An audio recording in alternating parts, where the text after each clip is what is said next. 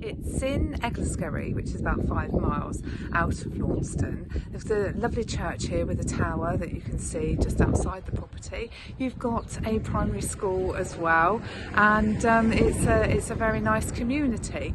And the bungalow itself offers 2 bedrooms, one definite double, the other one you can get a double bed in, but it'd probably make a good child room or a office.